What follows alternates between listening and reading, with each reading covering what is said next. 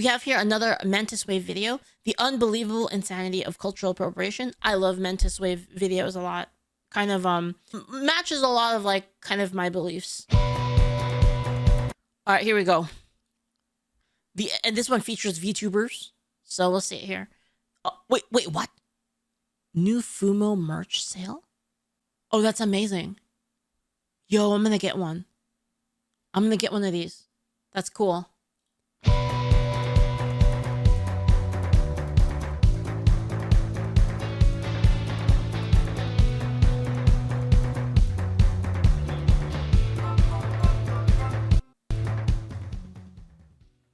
Hey internets, first off, this video is another one of those fun videos that is sponsored by me. There are some new Fumo hats now available on the merch store. These hats' eyes are embroidered just like an actual Fumo. Here's a picture of one next to an actual Fumo. And the hats are available in multiple colors and styles. And these are some pretty good quality hats too. It's got this nice metallic mechanism for adjusting the size. I'm gonna get it. It's a lot better than those incremental plastic crap things. You can buy these now, customize them however you want, and I'll also be releasing them at a nice introductory sale price for the rest of this month. So yeah, get those while you can. And the profits do definitely directly help out me in terms of making more content for my channel. The Fumo plague spreads. This video shall go over the very ridiculous concept known as cultural appropriation. You may already know what it is and are interested in an in-depth explanation for why it's a nonsensical concept, or perhaps you have no idea what cultural appropriation is. I know it's stupid. Just clicked on this video for whatever reason, just because you're curious. Either way, you are in for a wild ride. Because the funny thing is people that are the quote-unquote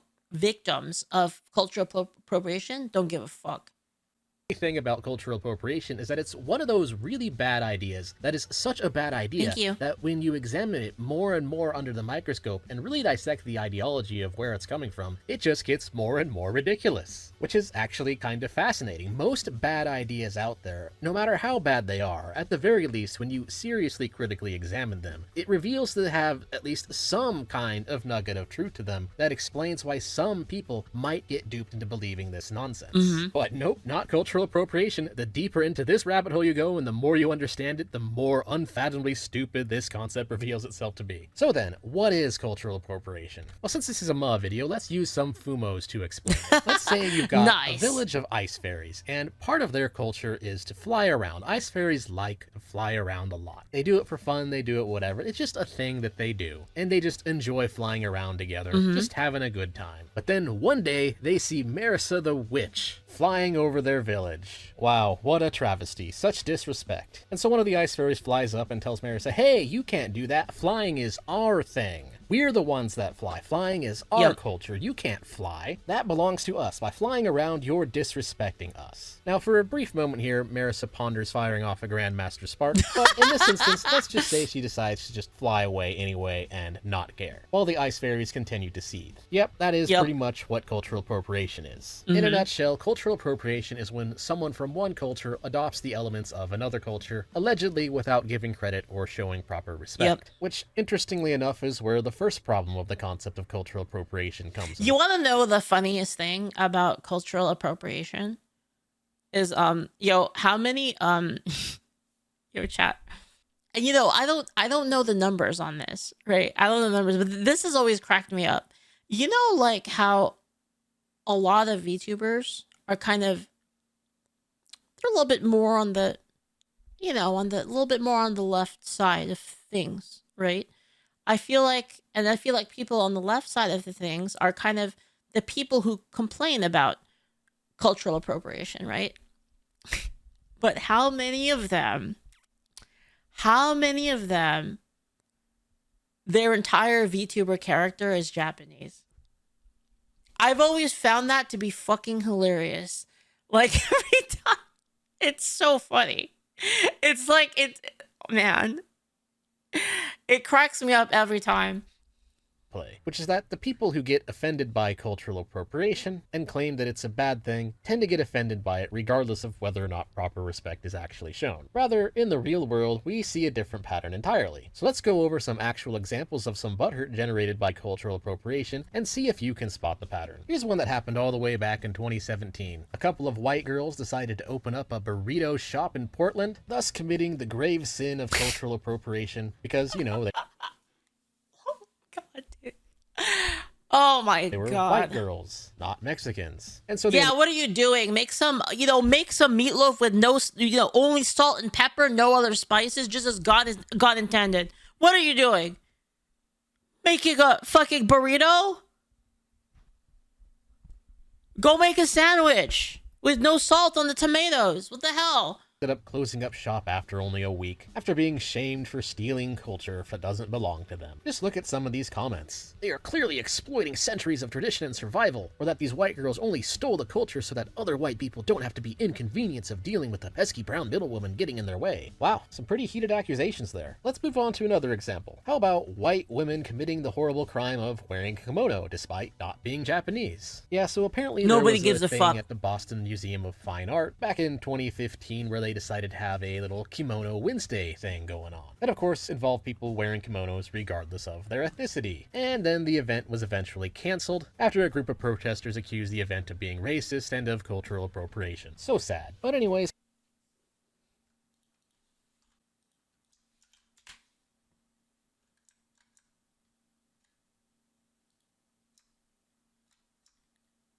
how dare you? How dare you? How dare you?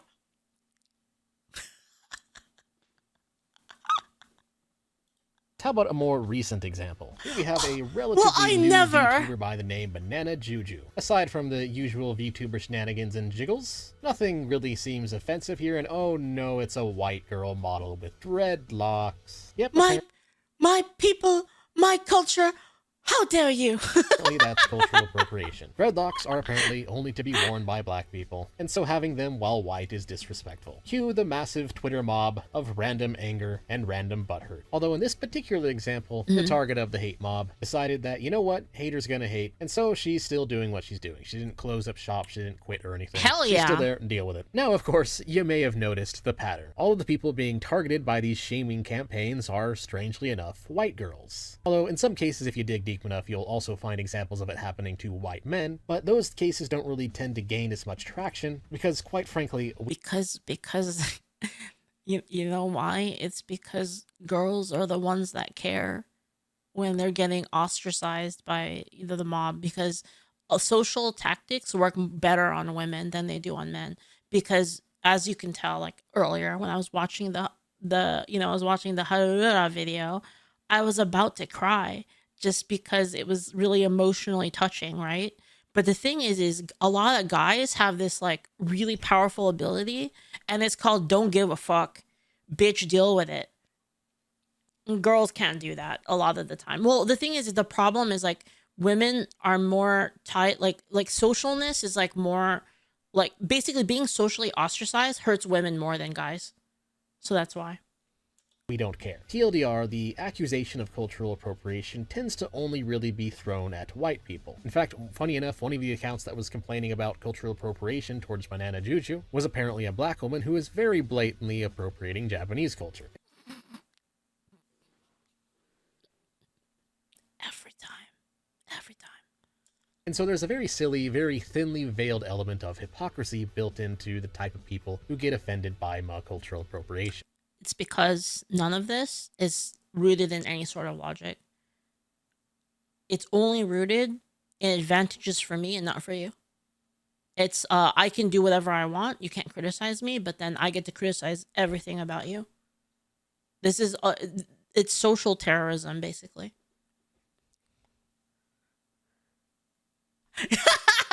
I just noticed the picture. The fuck is this shit? AI art will never be real art. Oh my god, the banana on the wall! So profound, so deep. The concept isn't actually uniformly applied. Rather, it seems to be just another anti-white It's not. It's never. tactic. It's never. Again, it's not. It has nothing to do with. Has nothing to do with any real beliefs. They don't believe anything. It's just. It's just what can I do that's gonna give me a social advantage, and I can shit on other people, and then I can just be immune from it. That's all it is. And it seems that way because when you examine it further, well, that's pretty much exactly what it is. The same people who whine about cultural appropriation tend to also be the people who claim that racism equals prejudice plus power, and therefore only white people can be racist, and therefore it's only cultural appropriation when a white person does it. Yeah, it's pretty dumb. And then if a minority does something about it, then if a minority believes the opposite, then they're just a race traitor. Then they basically are racist against them.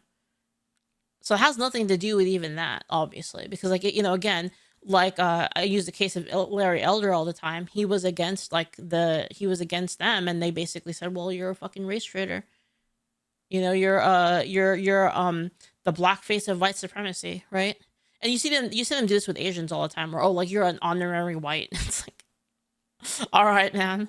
I could potentially. All right, because you know, all right, Hitler. You know, like. End this video by simply explaining, thanks, Hitler, once again, why redefining racism to mean prejudice plus power doesn't actually make sense, and why saying only white people can be racist is a really dumb thing to say, which of course would just be calling out the usual midwittery of trying to avoid philosophical problems by redefining words and arguing semantics, and why that generally doesn't really work. For instance, in the specific case of redefining racism to have an arbitrary exclusion clause when it comes to white people, it doesn't really work, because even if you were to accept that redefinition of racism, it would still include the philosophical problem of believing in collective guilt. Redefining it as P plus P doesn't get rid of the collective guilt problem. And so when you're imputing collective guilt upon a white person, you are therefore still committing a composition or ecological fallacy depending on the context. That's pretty much why racism equals prejudice plus power is a very dumb argument. It doesn't actually get rid of any of the contradictions in what the woke schools It's because it's not about actual racism. It's not about actual, it's only about like, it's racist when it's against me, but then I can say whatever I want to. That's what it's all about. Desert Ghost, thank you so much for the bits. Hey, Leaf, I'll give you the white man. Thank you. Thank you, Desert Ghost. It's the only thing I've ever wanted in my life. Thank you. Thank you. I'll accept it. Thank you. And again, I could end this cultural appropriation video at that. But no, like I said at the beginning of this video, the more you examine this and the deeper into the rabbit hole you go, the dumber cultural appropriation reveals itself to be. Yep, that's right, it gets even dumber. Let's seriously think about what cultural appropriation actually is. Just kind of ignoring the whole ethno-hypocrisy element of it where it's only really used to shame white people. Well, let's just ask a simple question. Who's really losing money, or in other words, whose property rights are being violated by a white VTuber wearing dreads, or a white girl wearing a kimono, or a white girl making a burrito? And the answer is absolutely nobody. You see, not only is cultural appropriation just thinly veiled ethno-collective guilt, but what we're really dealing with here, when you really get into it, it's really just an ethno-collectivist patent or intellectual property rights claim on these vague cultural ideas or behaviors, which makes absolutely no sense whatsoever. Because who owns this patent? Who owns this intellectual property? I mean, who's even making the intellectual property or patent infringement claim here? One random Japanese person? Okay, but if it's collectivist, then that means if another random Japanese person... Yeah, this is what I was gonna say, is that, so, like, say, like, one person is like, say, like a, let's just use, like, Japan, because he's, like, saying that, like, say a Japanese person says, like, oh, I don't like that you're wearing a kimono.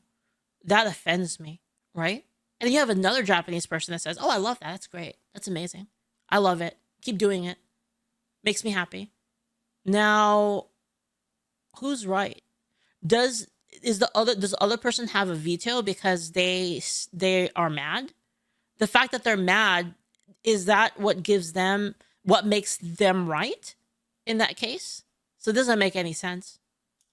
Doesn't care and isn't offended by non-Japanese people wearing kimono, then that would therefore completely invalidate the claim, because it's a collectivist claim. This is the problem with collectivist claims. And by the way, spoiler alert, most Japanese people don't care. Ironically, it's usually only the ones who grew up in the West and who get indoctrinated by woke ideology that ever find it offensive. Most of the Japanese people from Japan, when you talk to them on the streets about cultural appropriation, they don't find it offensive at all. In fact, they don't even understand why it would even be offensive, because of course they're not indoctrinated into woke ideology. The point is, it'd be very hard to make an IP claim from a collectivist standpoint, as collectives don't really exist, they're just a social construct, and so individuals within the collective could just argue amongst each other. They could just have contentions and counterclaims. It'd be a very hard thing to do in court. But let's pretend that that's not a problem for a moment. Then you still just run into the general problem of claiming to own an idea. Ideas are not scarce resources, and copying is not the same thing as theft, as a copy is not inducing any kind of conflict over any kind of scarce resource. So for example, one person's ability ability to paint a picture of a fumo does not in any way impede his neighbor's ability to paint a picture of a fumo. No conflict of resources is involved in this kind of duplication. And of course, in some cases, people can have the same idea just from pure coincidence. This is the general contention that happens with the whole debate of whether or not IP should even exist. And here's the funny thing, the only argument that people in favor of IP that is even remotely reasonable, which is the argument that intellectual property gives people a greater incentive to invest in large intellectual projects such as AAA game development or something like that, well, that one argument doesn't even apply here. Because the thing is, even the people who are in favor the best of argument for it, property understand that after a certain amount of time, it actually stifles innovation and stifles incentives. And that's why pretty much every economist is at least in favor of having some kind of time limit on intellectual property.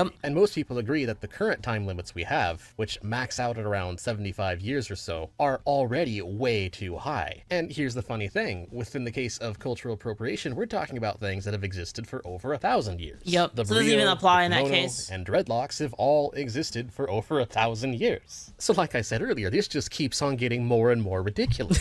So even if we ignore all even if you take like the most the most favorable argument for it, it's ridiculous.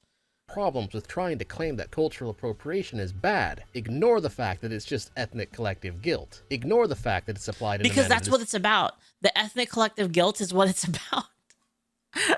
That is the purpose. They don't actually care about the offense. The offense of cultural appropriation is not the point. The point is the guilt. The point is the guilt and the shame. It's completely hypocritical and completely inconsistent. Ignore the problems with claiming collective ownership over a freaking idea. Ignore the fact that it's causing a conflict over a non-scarce resource. Just ignore all that. Even then, just the length of time that these cultural... Also, hold on. I swear, hold on. Was the modern day burrito actually made in Mexico? I actually don't even know the answer to that. Through full history of the man... Uh-oh. So burrito was a term for taco before. So they just used burrito to refer to tacos. And it seemed that the word, so it was a competing word for taco. So taco and burrito were basically the same thing, but from different regions. And so the word burrito just meant taco in a different region. This is what I'm reading. But the word taco basically won the vocabulary war. So everybody called them tacos. And then it looks like the actual what we know as a burrito today, is it actually Tex-Mex? It might be. Yeah, historical accounts, simple versions, beans, meat. Okay, so apparently, okay. So the origins of the burrito, okay, so roots trace back to northern Mexico, Chihuahua, Sonora, where they appeared in 1895 Mexican dictionary, referring to a rolled tortilla. So like kind of something similar to like a taquito or something like that. Historical accounts, simple versions, flour tortillas wrapped. Oh, wait, no, flour wrapped with beans, meat, or potatoes. And they were eaten by workers in the area. A popular story of the burrito is that Juan Mendez, a food vendor in I can't say that, Ciudad Juarez, during the 1910s, who wrapped flour tortillas to keep them warm. Who wrapped food in flour tortillas to keep them warm, selling them from a donkey-drawn cart, burro, right? Like the donkey's like burro, right, in Spanish. However, the modern idea of a burrito, the ones that are like huge, the ones that are like big and they have like all of the shit in it, basically, like the rice, beans, cheese, meat, guacamole, all of that stuff, looks like it came from San Francisco, actually. They were the missions, and you know what? That kind of does. I do remember the first time I ever had a burrito in my life, like a real burrito, was in San Francisco. I actually went to one of these places, these like kind of mission style places, and they just had these massive burritos. And like I remember like as a kid being like, whoa, this thing is freaking massive. And like I'd eat like, you know, these giant burritos with like steak in them and stuff, right? And then that wasn't really popular. Like they weren't everywhere. Like nowadays they're everywhere, right? You can get them fucking like Chipotle's like everywhere now. That wasn't the case before. Like I remember like we had to go to San Francisco to get that. So yeah. So it seems like the burrito as we know it, like the one that those girls would have been selling, was actually from America. That's crazy. That's crazy. Ideas that people are claiming are being appropriated. A lawyer specializing in intellectual property rights. It's kind of like how, you know how like orange chicken is like not really Chinese, or like butter chicken is not really like Indian. It's like a, or not sorry, it wasn't butter chicken. Sorry, but I think butter chicken actually is Indian. I mean chicken tikka masala. Like those kind of dishes, like California roll, right? Like the California roll is like not really like Japanese. It's kind of like that. It's like an Americanized version of something that was that there was something similar to like for instance, like California roll is based on like maki, like the Japanese maki rolls, right? It's based on that, which is like a lot more simple, right? The California roll is like a crazy version of it with like a ton of shit in it, right? And then you have the same thing with orange chicken. Orange chicken wasn't like really like a Chinese food thing. It became really popular in America. So the burrito. So those girls that wanted to open up the burrito store, that form of burrito is actually American. Yeah. And then they got canceled. They got canceled for being white and not Mexican. Guys. The real world is such comedy. It's just so funny. Like, honestly, like, you know, it'd be like a good show, guys, like a good TV show is just like a dramatization of all of these like absolutely retarded scenarios. It would be so funny. Like a kind of like Drunk History, but like about these dumb like disputes that people have over shit. It'd be amazing. I'd watch that show all day. Would just tell you that the time limit has long expired. And then lastly, there's just the economic claim. Often people whining about cultural appropriation will make the claim. My suspicious inquisitor says that the burrito is Tex-Mex. So there actually are some there actually is a Tex-Mex like a similar version actually did come out of like kind of the Southwest in the Tex-Mex one, and that's like the ground beef, the ones with like ground beef in them. You know, like the ground beef like taco version and like the burritos with like a ground beef cheddar cheese, like chili con carne. Like the Taco Bell ones, those ones are Tex-Mex. And those those ones were actually like the Tex-Mex versions of it, but that's not what we think of like with like Chipotle, for instance, right? That's why I bring up like the San Francisco Mission style burritos, because those are more akin to like the like Chipotle, like you know, the popular like place that like popular places that like make burritos on demand is like more like San Francisco style, to be honest. That, hey, by making this thing that another culture made, you're taking money away from that minority group. That was one of the arguments again for why Cook's Burritos was bad, because now it was a white woman selling it, taking away money from a genuine Mexican person. But that's not true either. It has been proven time and time again that competition helps the market. And in this particular case, in the case of cultural appropriation, the interesting thing is that when people buy a product or service and they like the product or service, they generally seek out a more genuine version of that product or service to buy it again. So when a person say they like kimonos, they often will go out and seek a more genuine version of a kimono, which means they'll try and seek out a genuinely Japanese made one in Japan. Or on the other case, if a person likes dreadlocks, they might seek out a hairdresser. So it's actually the funny thing is this actually hurts them. But I guess like it doesn't hurt. Okay, so I think, oh my God, we found the root of it, guys. We found the root of it. It's not about money. It's not about money. It's not about like that. It's about jealousy. It's about jealousy and feeling personally special. That's all it is. No, it's about because it's not about money. Because if it's about money, if it's like, oh, you're taking away, like Mentis mentioned here, that increasing demand for like a certain like style would obviously like buff the people that already know how to do it. Right, because it would make it so like their version of it is like better and more authentic because they have more experience and like creating, so they have like an unfair advantage, they have an advantage in the market that like you would create by buffing a certain thing. Like for instance, like he said, like if basically like kimonos became the new style and like everyone's like, oh, I love kimonos, love to wear those, right? obviously the people that like made kimonos originally, they would have an advantage in the market because they have been doing it forever. So they know the ins and outs of it, right? It would be easier for them to compete in that market, which would make more money for people that do make kimonos. And that's not even to mention the artisan like desire for like, oh, you know, I want one that was like made like exactly from like an old shop that like used to make kimonos. Like, you know, that whole aspect of it is like a whole nother thing, right? Where they have that advantage that like you can't even get like unless you were originally making them in the first place, right? So this isn't actually about taking money from those people. This is 100% about vanity. This is like personal vanity of like, I want to be special. It's jealousy. Jealousy is the fucking root of all of this. That specializes in doing them, which, you know, has a pretty good chance of being an African-American hairdresser. Isn't it interesting that jealousy and envy are such common human drivers and traits? Yeah, I mean, like the 7 deadly sins, man. It's like all the time. And I know that jealousy and envy are different, but they're pretty similar. They're pretty close. So I'd count jealousy also as a part of envy in the 7 deadly sins, even though they're different. If you don't know the difference between jealousy and envy, jealousy is when you have something and you don't want anyone else to have that as well. Whereas envy means that you covet something that someone else has.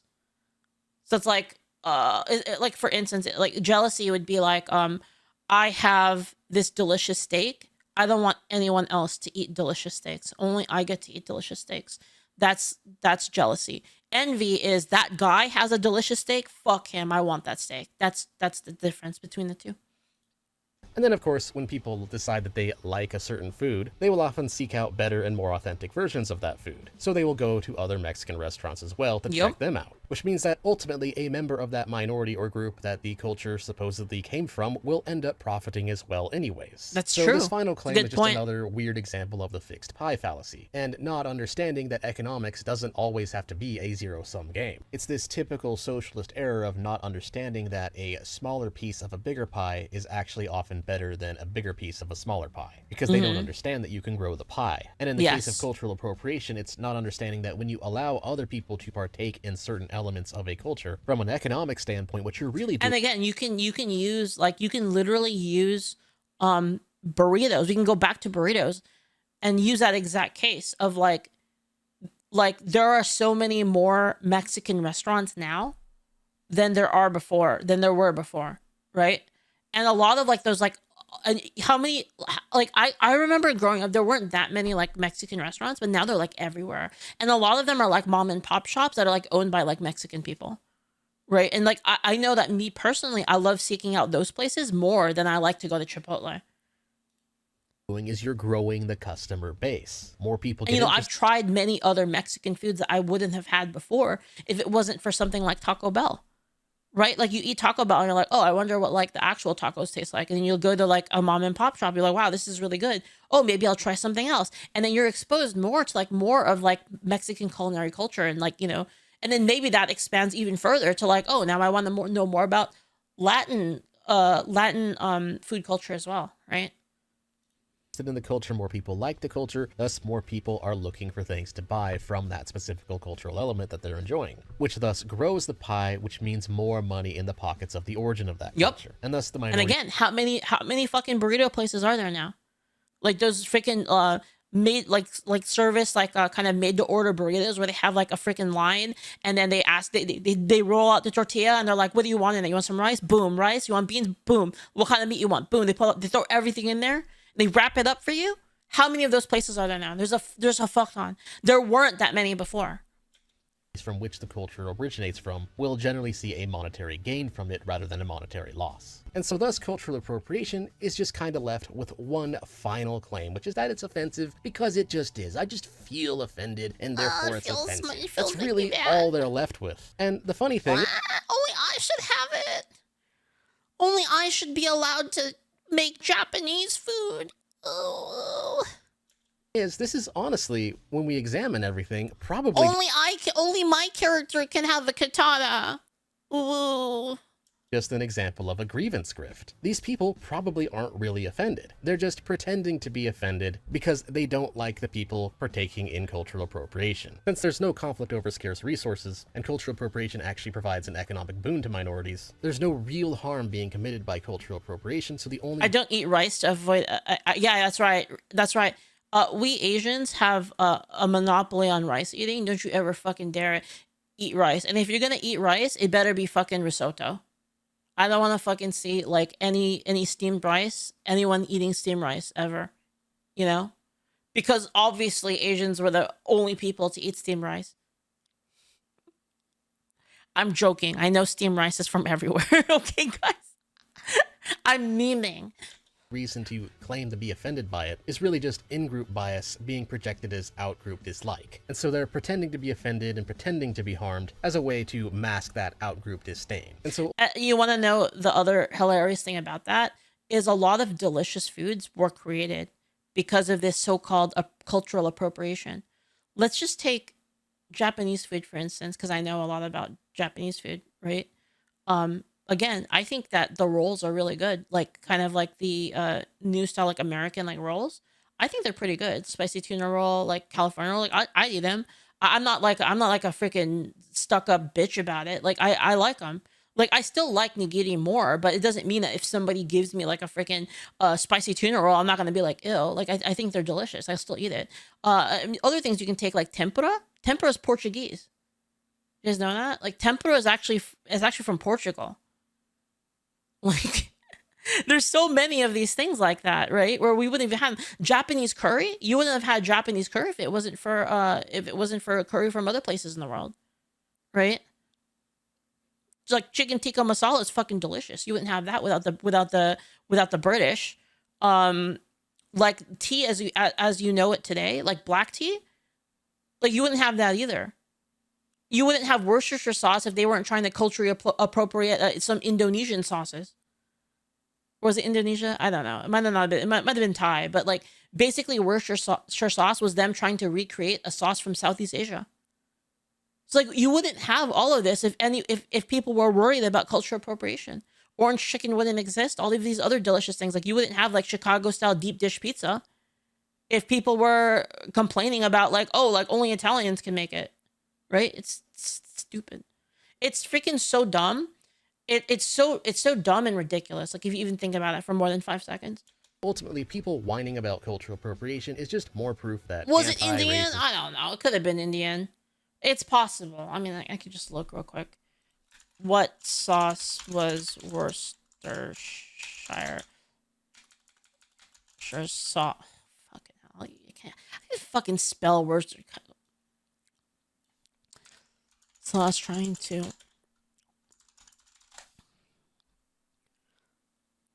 Oh my god, you're right. It was Indian. Fuck. Okay, you know what? Whatever. Whatever, man. When unmasked, is just anti-white racism. It's another example of the foolishness of thinking that you can fix problems caused by ethno-collective Also, guilt you want to know? with You want to know a more funny thing? ethno-collective You want to know a funny thing? A lot of like my personal favorite dishes from Japan are actually Western food.